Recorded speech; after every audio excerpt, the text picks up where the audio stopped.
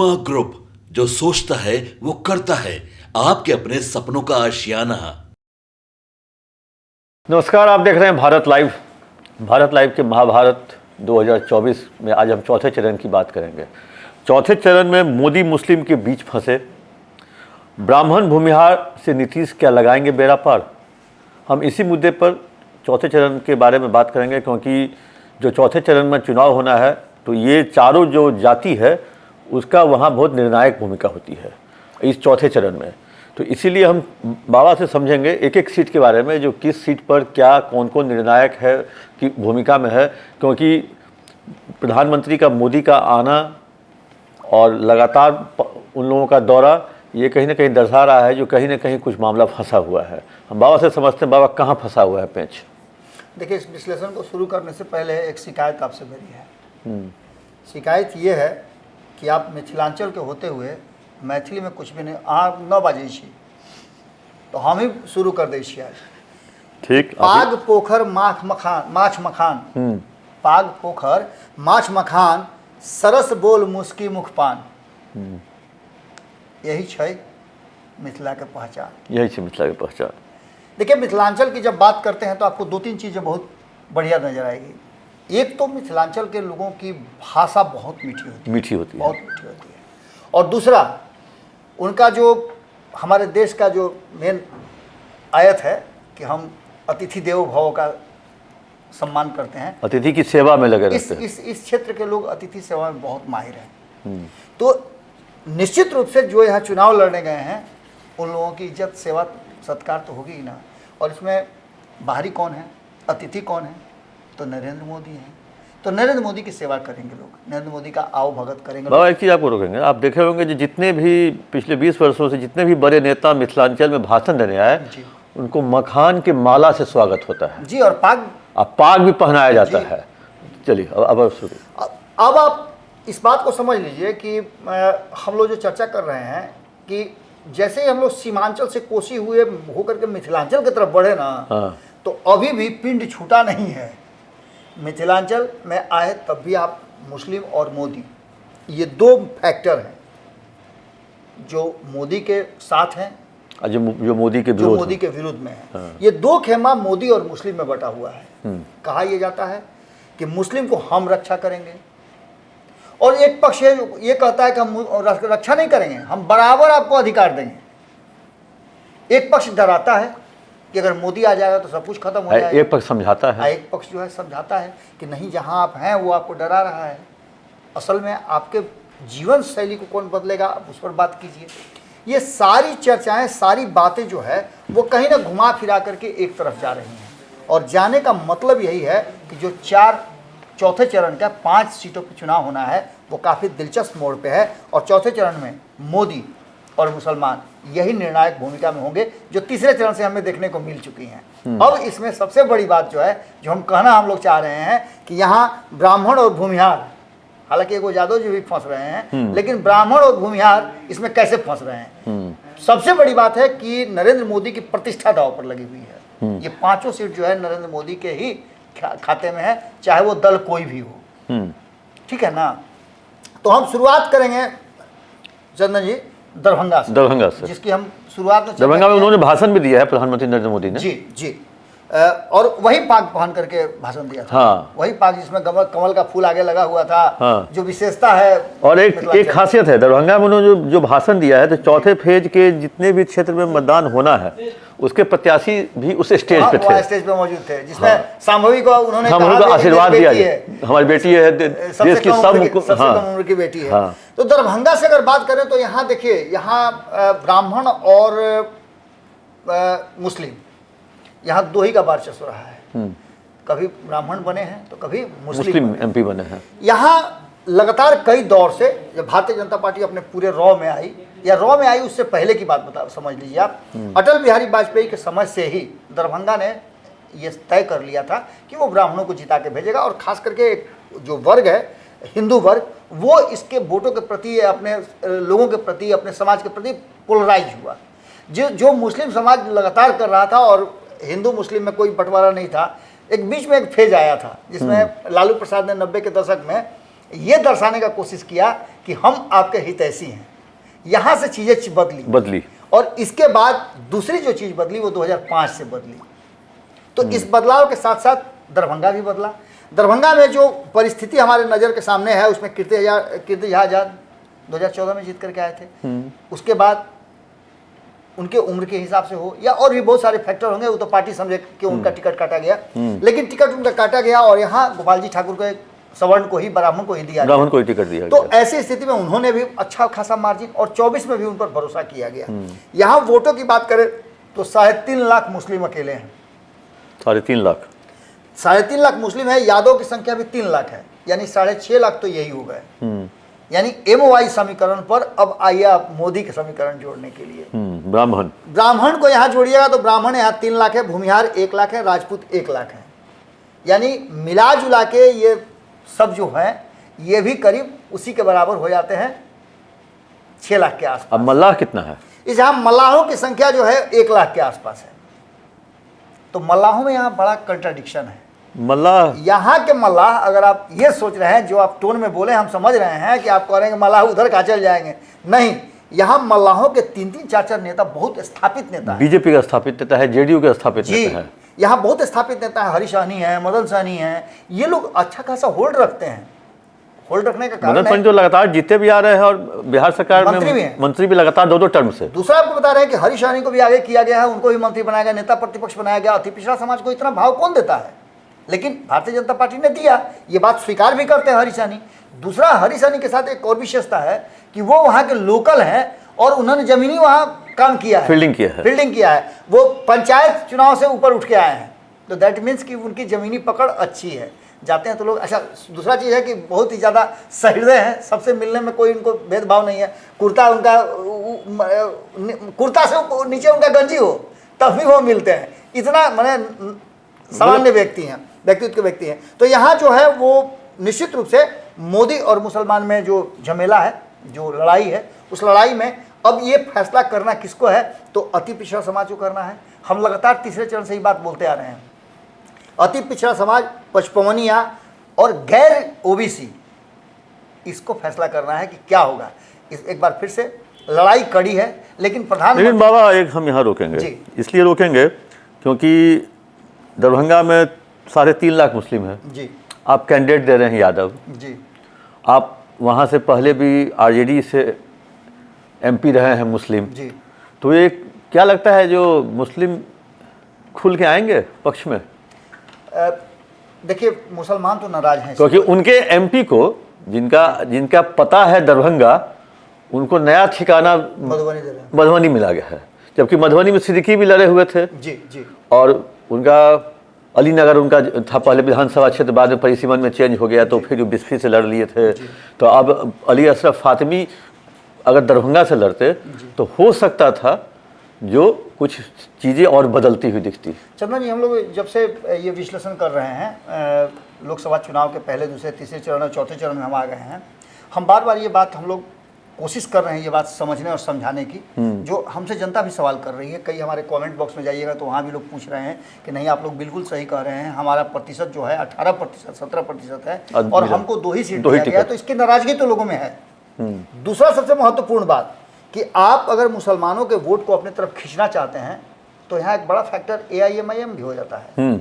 और इतना ही नहीं, कुछ मुसलमान जो हैं वो BSP की तरफ भी शिफ्ट होते हैं।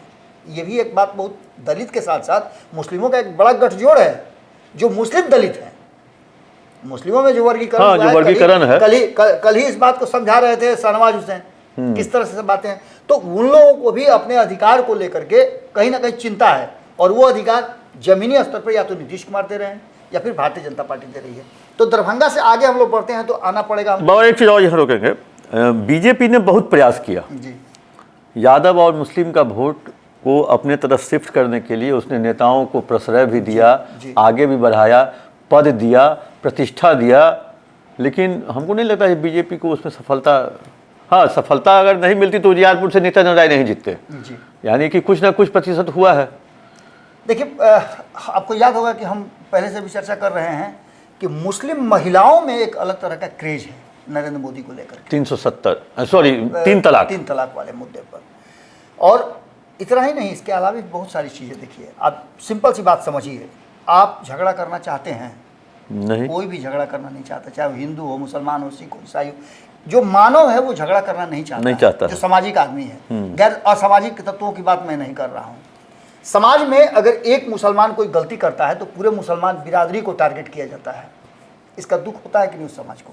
निश्चित रूप से होता है। और पिछले काफ़ी समय से आपने देखा होगा, 2014 में जब नरेंद्र मोदी आए, उसके बाद से साल 2 साल के बाद 2016 के आसपास से आपने देखा होगा कि न तो इस तरह के दंगे होते हैं, न इस तरह की कोई बात होती है, और न किसी को पकड़ करके जबरदस्ती घोषित किया जाता है। इसका उदाहरण बिहार भी है बाबा। बिल्कुल, बिहार भी है। बिहार में भी आपने देखा होगा कि NIA का छापा पड़ा, बहुत सारी बातें हुई। जो उसमें इन्वॉल्व था उन्हीं लोगों तक पहुंचा, बाकी के किसी लोग में किसी तरह का कोई दिक्कत नहीं हुआ, और लोगों ने उसको सहयोग भी किया। मतलब कि उस समाज पर, मतलब जो ऐसे पहले तत्व तोहमत हैं, लगता था। हाँ, जो पूरा मुस्लिम समाज को ही लोग कहता था, जो वहीं से। लेकिन अब जो है उसी समाज के लोग बाहर आए हैं, और जो उनके समाज में असामाजिक तत्व है उसको अपने से आइडेंटिफाई करके लोगों को सपोर्ट कर रहे हैं। तो ये ये चेंज हुआ है। हाँ, चलिए। इसके बाद उजियारपुर की बात आप कर रहे थे। हाँ, उजियारपुर की बात अगर करें हम, तो नित्यानंद राय यहाँ तीसरी बार भाग्य आजमा रहे हैं, और आलोक मेहता भी यहाँ तीसरी बार। तीसरी बार है, दोनों तीसरी बार है जी। तो ऐसी स्थिति में यहाँ का जो समीकरण है वो बड़ा ही अजीब तरह का समीकरण है। यहाँ के समीकरण में नित्यानंद राय जीत जाते हैं, ये कम बात नहीं है, क्योंकि यहाँ के समीकरण में यादव 15% है, मुस्लिम 10%, 25% तो यही हो गया। इसके अलावा भूमिहार यहाँ 3.6%, मलाह यहाँ 4.46% है।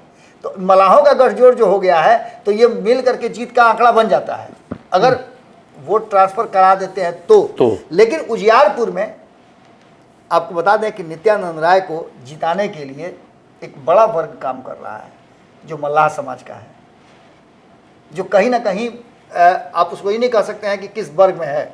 उसमें बहुत सारे लोग हैं, नाम बताना उचित नहीं होगा। हाँ। लेकिन कोयरी का भी यहाँ पर वोट अच्छा खासा है, जिस समाज से आते हैं आलोक मेहता 8.09, और कुर्मी समाज 4.46 है। तो कुर्मी में तो एकाधिकार है जेडीयू का। निश्चित रूप से आप इस बात को मान के चलिए कि नीतीश कुमार वहां पहुंचेंगे, जब वहां पहुंचेंगे उपेंद्र कुशवाहा, तो चीजें बदलेंगी, और वो कई बार वहां जा चुके हैं। उजियारपुर में आपको याद होगा कि पिछली बार उपेंद्र कुशवाहा ही लड़े थे इनके विरुद्ध। एक ये भी बड़ी बात हुई थी।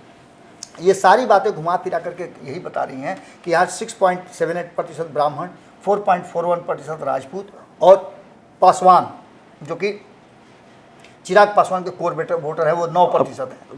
बाबा, एक चीज़ आपको बता दें, जो नित्यानंद राय के जो जितने भी बूथ मैनेजमेंट लोग हैं, जो उनका चुनाव का कार्य देखते हैं, उसमें आधे से अधिक ब्राह्मण हैं। ब्राह्मण है जी, आप बिल्कुल सही बता रहे हाँ, हैं। क्योंकि मैं कई लोगों को जानता हूँ। नहीं, आप बिल्कुल सही बता रहे हैं, आप बिल्कुल सही बता रहे हैं। देखिए, भारतीय जनता पार्टी का एक अपना जो स्ट्रक्चर है, उस स्ट्रक्चर में जाति पाति तो अलग छोड़ दीजिए आप, जो योग्य व्यक्ति है उसको मौका दिया जाता है।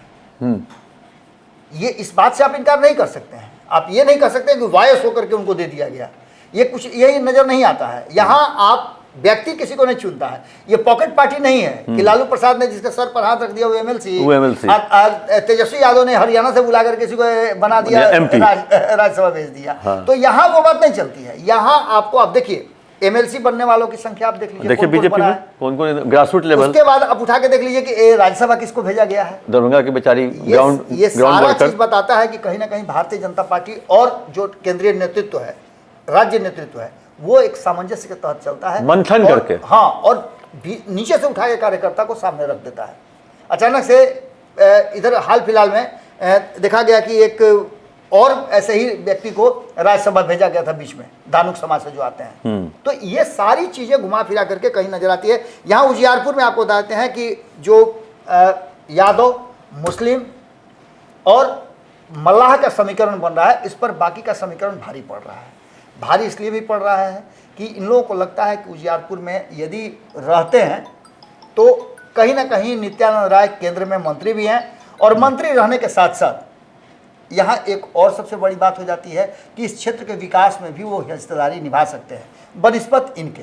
तो ऐसी स्थिति में उजियारपुर में भी आप समझिए, नरेंद्र अमित शाह जी का शायद परसों कार्यक्रम था जी, और उन्होंने खुले मन से कहा कि इनको जिताइए, इनको इससे भी बड़ा काम हम देंगे, पद देंगे, इनको सम्मान देंगे। जी, निश्चित। तो वहाँ के जनता के लिए लगेगा जो भाई हमारा गांव का बेटा, हमारा क्षेत्र का बेटा जा रहा है वहां पे, उसको पद मिलेगा। बिल्कुल, यहाँ चाह करके भी आप मुस्लिम समीकरण पर मोदी समीकरण जो है उसको पीछे नहीं टके। हमको लगता है जो उजियारपुर ही ऐसा एक सीट है जो जिसमें आरजेडी का जी यादव वोट पे नियंत्रण नहीं है।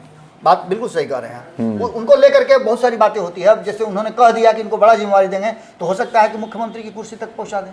हल्ला भी था, हो सकता है, हल्ला भी था। एक समय इनको मुख्यमंत्री फोर्सेबल किया जा रहा था। बात समस्तीपुर की करें तो ये रिजर्व सीट है, सबसे मजेदार सीट ये हो गया, यही हो गया है पूरे हिंदुस्तान के बाद। ये जी पूरे हिंदुस्तान से लेकर के और हिंदुस्तान के बाहर भी इसकी खूब चर्चा हो रही है। और चर्चा का कारण कौन है? तो संभवी अशोक चौधरी की बेटी बाद में लोग कहता है, अब अशोक चौधरी की बेटी कोई नहीं कहता है, अब संभवी के पिता अशोक चौधरी कहा जाता है। ये अशोक चौधरी के लिए बहुत बड़ी बात है। हाँ। मैं कल सुन रहा था, संपादक नमन मिश्रा जी किशोर कुणाल जी का इंटरव्यू ले रहे थे। उस इंटरव्यू के दौरान जो उन्होंने बातें कही हैं, उन्होंने कहा कि मुझे गर्व होता है, मैं भी नहीं जानता था कि इतनी अच्छी वक्ता भी है, कि क्या क्या क्वालिटी संभवी में है, अब धीरे धीरे निखर करके सामने आ रहा है। और ये समस्तीपुर के क्षेत्र भी, हम ये नहीं कह रहे हैं कि मेरी बहू है, हम एक आम आदमी के तरह कह रहे हैं कि समस्तीपुर से अगर वो सांसद बन जाती है तो समस्तीपुर का मुस्तकबिल बदल देगी।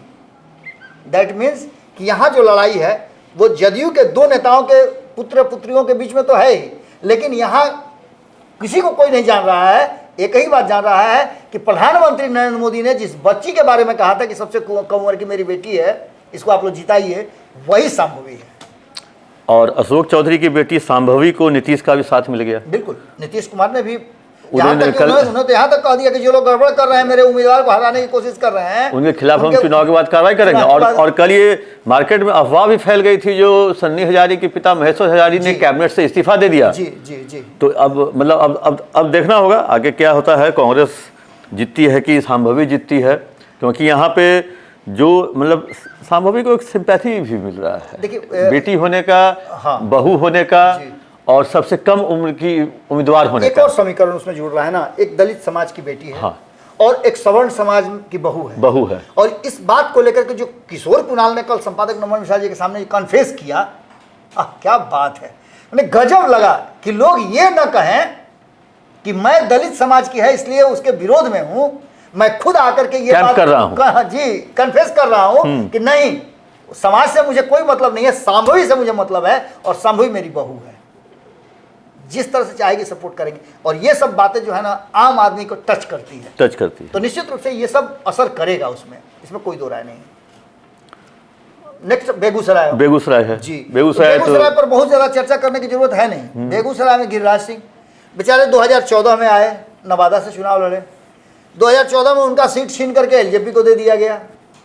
उसके बाद यही कहने लगे 19 में बेगूसराय फायर ब्रांड नेता, एकदम सीधे किसी को पाकिस्तानी भेजते हैं, सीधे पाकिस्तान। अश्विनी चौबे सीधे बंगाल की खाड़ी में भेजते हैं, और ये पाकिस्तान भेजते। दोनों आदमी ने ठेकेदारी ले लिया है, एक वो पाकिस्तान भेजने का और एक बंगाल की खाड़ी का।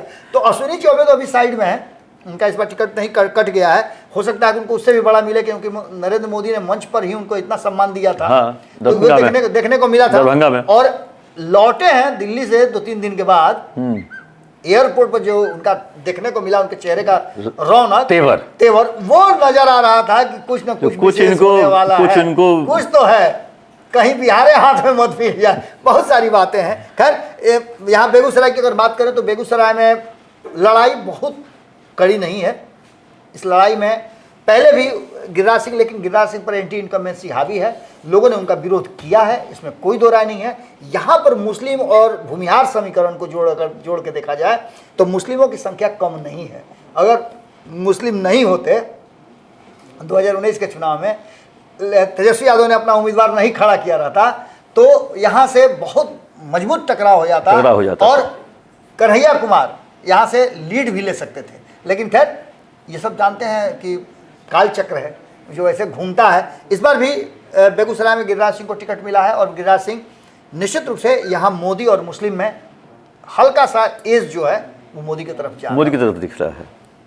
एक सीट बचती है मुंगेर, एक सीट, ये भी मतलब कहे इंपॉर्टेंट सीट हो गई है। अब देखिए, इंपॉर्टेंट सीट हम लोग शुरू में बोले हैं कि इस सीट को इंपॉर्टेंट बनाने में अनंत सिंह का बहुत बड़ा हाथ है। अनंत सिंह अगर जेल से बाहर नहीं आते तो ये सीट नॉर्मल ज्यादा चर्चा का विषय नहीं बनता, नॉर्मल रहती है। लेकिन अकेले अनंत सिंह ने इस सीट को सबके नजर में बना दिया है और लड़ाई को बहुत दूर खींच के ला दिया है, बहुत दूर खींच के ला दिया है। कभी कभी होता क्या है ना कि आप खीर बनाइए, खाली दूध में ही बनाइए, खूब बढ़िया चावल गमकने वाला ले आइए, लेकिन उसमें इलायची नहीं डालिएगा ना तो टेस्टे नहीं आता है। इलायची का टेस्ट जरूरी है, और वही इलायची जो है अनंत सिंह है। आते ही उन्होंने इस मुंगेर के हाई प्रोफाइल सीट बना दिया है और ये दावा करके कि इस देश में सबसे अधिक वोट से अगर कोई जीतेगा तो ललन सिंह जीतेंगे। अब ये सारी बाबा एक जब किसी के घर के दरवाजे से बाराती जब निकलती है तो कई गाड़ी एक साथ निकलती है, जिसका ड्राइवर चालाक रहता है वो थोड़ा सा खींच लेता है आगे जी, और पीछे दूसरी गाड़ी 40 किलोमीटर छूट जाती है। जी। तो निकली थी दोनों गाड़ी एक साथ निकली थी जी। लेकिन फिर ड्राइवर चेंज हुआ अगली गाड़ी में जी। अब वो ललन सिंह की गाड़ी और पिछली गाड़ी में हमको तो बहुत का फासला हो गया। नहीं, हवाई जहाज के ड्राइवर को आप दे दिए चलाने के लिए जमीन का कोई गाड़ी और तो तेज भगाएगा ही उसको। और एक बात बाबा आप बोले जो एमपी के प्रति नाराजगी, एंटी इनकम्बेंसी, इस नाराजगी के कारण अगर हम और आप विश्लेषण कर रहे हैं, हम लोग भी लोगों से फ़ोन पे बात करते हैं, उसका मुख्य कारण है उस सांसद का पीए जी। सांसद जब तक नहीं रहता है तब तक वो खुद फोन उठाता है और सांसद बनने के बाद आप 2 दिन तक फोन करते रहिएगा, तीसरे दिन हो सकता है उधर से आपको बात हो चाहे नहीं हो। अगर बहुत ज्यादा आप ठीक ठाक है तो हाँ, तो इसका भी एक कारण हम मानते हैं जो मतलब लोगों से डायरेक्ट कांटेक्ट सांसद का, ठीक है आप सड़क बनवा दिए, नहर बनवा दिए, पानी ठीक करवा दिए, लेकिन लोगों से एक मिलना जुलना भी लोगों का एक रहता है। इसमें आप देखिए, आपको हम एक देते हैं एग्जाम्पल देते हैं, मुंगेर के जो वर्तमान सांसद हैं ललन सिंह, हमको जितना का आप नाम लिए हैं उसमें ललन सिंह खुद अपना फ़ोन उठाते हैं। अभी तक उन्होंने कोई दाएं बाएं किसी को नहीं रखा, फोन उठाने के लिए किसी को नहीं रखा, नहीं फोन उठाने के लिए किसी को नहीं रखा लेकिन इन सारी बातों के साथ साथ इस विषय को समाप्त करने से पहले मैं एक बात बताना चाहूँगा। आपने बड़ा बढ़िया प्रसंग को छेड़ दिया, फ़ोन उठाने वाली बात। इसके लिए मैं बातचीत कर रहा था जब चुनाव की प्रक्रिया चल रही थी और जो सीटों के बंटवारे को लेकर के मंथन चल रहा था, तो मेरी बातचीत चिराग पासवान से हुई थी। चिराग पासवान ने अपने विजन में जो बिहार फर्स्ट बिहारी फर्स्ट है उसमें एक क्लॉज जोड़ा है। वो क्लॉज है कि जिस क्षेत्र में उनके सांसद होंगे उस क्षेत्र में एक कमेटी बनाई जाएगी जिस पर कभी भी किसी भी समय कोई भी अपना जो विचार है या फिर आवेदन आवेदन है उसको वहां डालेगा और 24 घंटे के अंदर में उस आवेदन को मेरे तक पहुंचना है। ये व्यवस्था की, अगर इस तरह की व्यवस्था हो अगर हो तो फिर आम जनता के लिए सोचिए कितना आसान हो जाएगा अपने सांसद से मिलना। चेहरा से भले नहीं मिले, हाँ। अब तो साधन है ना महाराज, आप मोबाइल उठाइए, अपने जनता से सीधे सीधे बात कीजिए, सब वीडियो कॉलिंग है, व्हाट्सएप कॉलिंग है, जनरल कॉलिंग है, भाई इतना तो समय आप निकाल ही सकते हैं ना। जो लोग आपको 5 साल तक हीरो बनाते हैं, क्या 5 मिनट आप उनके लिए नहीं निकाल सकते? ये मोबाइल भी चिराग के पिताजी का ही क्रांति है। जी बिल्कुल बिल्कुल। पेजर युग याद होगा, पेजर एकदम याद है। पेजर युग से निकाल के इस मोबाइल के युग में जी रामविलास पासवान नहीं लाया, बिल्कुल, और उन्हीं के पुत्र चिराग है। मुझे याद आता है कि एक उषा का फोन हुआ करता था, संचार मंत्री थे केंद्र में। हाँ, एक उषा का फोन हुआ करता था। अच्छा, उसके बाद उन्होंने संचार क्रांति लाई, बहुत बड़ी संचार क्रांति लाई, इसमें कोई दो राय नहीं है। तो ये सारा सब कुछ जो नजर आ रहा है, 2024 का जो चुनाव हो रहा है, 3 फेज गुजर गया। चौथे फेज में, तीसरे फेज में हमने बताया था कि नीतीश की अग्नि परीक्षा है, और साथ साथ हमने ये भी बताया था कि ओबीसी और ईबीसी, गैर यादव ओबीसी और ईबीसी की अग्नि परीक्षा है, वो किसके साथ जाते हैं, ये तो हो गया ईवीएम में कैद। लेकिन चौथे फेज में बाबा एक चीज तो है, एनडीए के कोर वोटर की भी परीक्षा है, ब्राह्मण और भूमिहार और राजपूत। जी जी। और ये कितना आगे ट्रांसफर कर पाते हैं? नहीं, ट्रांसफर तो हो जाएगा, लेकिन कितना एग्रेसिव जी ट्रांसफर तो है ही। अब ये जाएंगे कहाँ? लालू को देंगे जी, लालू को तो ब्राह्मण नहीं देंगे वोट, भूमिहार नहीं देंगे वोट जी, राजपूत नहीं देंगे वोट। भले ठीक है उन्होंने टिकट 1-2 दे दिया हो दिखाने के लिए, जी, जी। लेकिन वो तो होगा नहीं। लेकिन वो निकलते कितना है जी, सबसे जरूरी यही है कि वोटर को वहां तक पहुंचाना। बाबा हम बोलेंगे अपने चैनल के माध्यम से एक बार आप अपील कर दीजिए जो चौथे हम तो लगातार हर एपिसोड में लगभग अपील कर रहे हैं कि देखिए, लोकतंत्र की सबसे बड़ी शक्ति आप हैं, आपके हाथ में वो अधिकार है कि आप अपने एक मत का प्रयोग जरूर कीजिए। मैं बता रहा था कि एक सब्जी वाले से मेरी बात हुई, खबर भी हमारे यहाँ चली है। उससे जब हमने पूछा, मेरे यहाँ अक्सर सब्जी देने के लिए आता है, तो मैंने बोला कि 4 दिन हम नहीं रहेंगे बाबा, सब्जी ले लिया जाए। हम बोले कि काहे नहीं रहोगे भाई, ऐसा तो कुछ है नहीं, लगन पता ही है नहीं कि तुम जाओगे लगन में। तो बोला कि नहीं, सबसे बड़ा लगन है। बोले क्या हुआ गया भाई, कौन सा लगन तुम्हारा हो गया? तो बोला कि वोट वाला लगन है। इसके बाद हमको लगा कि ये आदमी अपना, चूंकि उसी से उसका परिवार चलना है, और 4 दिन अगर काम नहीं करता है तो मान लीजिए 400 रुपये के हिसाब से भी अगर कमाता है तो 1600 रुपया उसका कम हो जाएगा। हाँ। तो ऐसी स्थिति में ये आदमी सोचिए कि लोकतंत्र के प्रति कितना सजग है। और ऐसी स्थिति में हम आप जो एसी कमरे में बैठ करके खाली पॉलिटिक्स करते हैं, वोट नहीं देने जाते हैं। मैं आपको बता रहा हूं कि मैंने अब तक, जब से मेरा वोटर लिस्ट बना है, मैं पहला वोटर अपने बूथ का हूं, और ये मेरे मोहल्ले का रिकॉर्ड है। सभी लोग जानते हैं कि मैं पहला वोटर हूं, उठता हूं, सबसे पहला वोट करता हूं और उसके बाद ही कोई काम करता हूं। तो चलिए, आपसे भी आग्रह है कि आप जाइए, वोट जरूर कीजिए, क्योंकि आखिर लोकतांत्रिक प्रक्रिया में आप ड्राइंग रूम में बैठ करके इसको खराब उसको खराब कहेंगे। चुना तो आप नहीं है, तो चुनिए जरूर, अच्छा चुनिए, सच्चा चुनिए और वोट जरूर दीजिए। पनोरमा ग्रुप, जो सोचता है वो करता है। अगर ये वीडियो पसंद आई और वह बिहार के राजनीति और बिहारियत से सरोकार रखेनी तो सब्सक्राइब बटन दबा के चैनल के सब्सक्राइब कर ली। ओजे एगो घंटी बा, ओकरा बटन दबा देला से कुल सटीक और मारक खबर रुआ मुफ्त में मिल जाई। अगर रुआ पत्रकारिता के हमनी के नया प्रयोग में सहयोग कर चाहतानी तो ज्वाइन बटन दबा दी। पेटीएम नंबर नोट कर ली 9386816700। धन्यवाद।